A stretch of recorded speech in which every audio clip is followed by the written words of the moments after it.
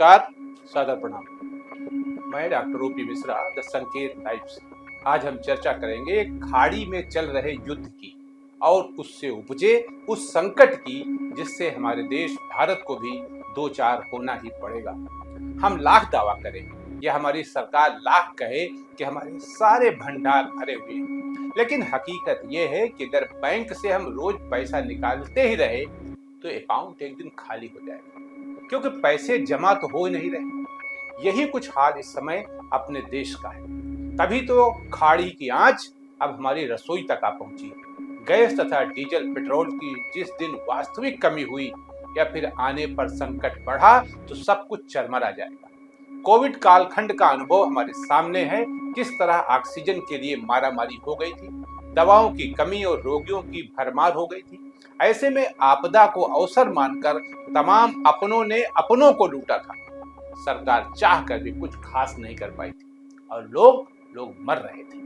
आज के दिन तो ईश्वर से यही प्रार्थना है कि वैसे दिन फिर ना आए और न ही नोटबंदी वाले दिन आए। वो दिन याद करके आज भी प्रत्येक भारतवासी की रूह कब्ज हो जाती है। आज जिस तरह दुनिया की अर्थव्यवस्था लड़खड़ाई है, कच्चे तेल के दाम 30% तक उछले हैं, एलपीजी बुकिंग 21 के बदले अब 25 दिन के अंतराल पर होने लगी है, तीसरे दिन मिलने वाली गैस अब 10वें दिन मिलने की नौबत पर पहुंच चुकी है और आगे बढ़ रही है। वो भी तब जब घरेलू रसोई के दाम 60 रुपए बढ़ाए जा चुके हैं, लेकिन सरकार की तरफ से कोई ठोस और सटीक जानकारी नहीं दी जा रही। अगर सरकार के पास पर्याप्त मात्रा में गैस है, जैसा कि वो कह रही है, तो फिर रेस्ट्रा संघ ने एलपीजी सप्लाई घटने की आशंका क्यों जताई? नेशनल रेस्ट्रा एसोसिएशन ऑफ इंडिया ने सरकार के एक निर्देश का हवाला देते हुए कहा है कि एलपीजी सप्लाई घटने पर चिंता जताई। पता चला है कि मुंबई में एलपीजी सप्लाई में कमी आई है।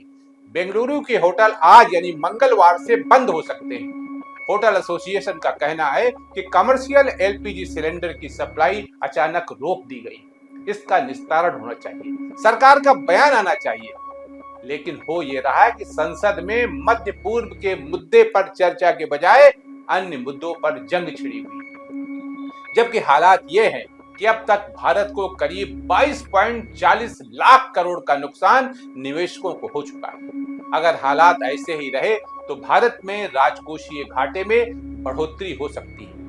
महंगाई डायन अपना मुंह सुरसा की तरह बढ़ा सकती है। एलएनजी तथा एलपीजी का संकट बढ़ सकता है। इसके साथ ही कमजोर रुपए से विदेशी निवेश घट सकता है। यहाँ ये बताना लाजमी है कि कच्चे तेल के दाम सोमवार को 30% उछलकर $119 प्रति बैरल तक पहुंच गए। दुनिया के शेयर बाजारों में भारी गिरावट आई और प्रमुख समुद्री व्यापार मार्गों पर जहाजों की आवाजाही प्रभावित हुई।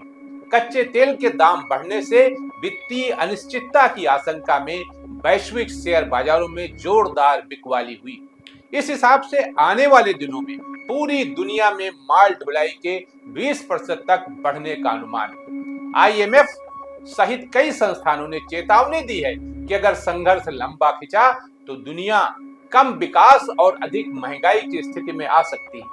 ऐसी स्थिति यहाँ न आए, इसके लिए सरकार को विपक्ष के साथ मिलकर रणनीति बनानी होगी। विधानसभा चुनाव की चर्चा को तथा चुनाव प्रचार को किनारे करके आम आदमी को कोई बड़ा संकट न झेलना पड़े, इसके लिए काम करना होगा। चुनाव होते रहेंगे, सरकारें आती जाती रहेंगी, लेकिन देश और देशवासियों की पीड़ा बढ़ने न पाए, इस पर हमें पहले फोकस करना है। महंगाई बढ़ने न पाए, जमाखोरी बढ़ने न पाए, 1 रुपया का सामान 5 रुपए में बिकने न पाए, इस पर कठोर कार्रवाई करनी होगी। क्योंकि देखने में आ रहा है रिफाइंड के दाम बढ़ गए, कपड़ा उद्योग प्रभावित होने वाला, मेवे महंगे हो गए हैं, थाली महंगी हो रही है, इंपोर्ट और एक्सपोर्ट दोनों प्रभावित हो चले हैं। इससे पहले कि बाजार में गदर कटे, जमाखोरी बढ़े तथा सामान की कीमत आसमान छूने लगे, संसार को इनिशिएटिव लेना होगा, वरना सिर्फ चुनाव ही हाथ लगेगा। आज के लिए इतना ही। नमस्कार।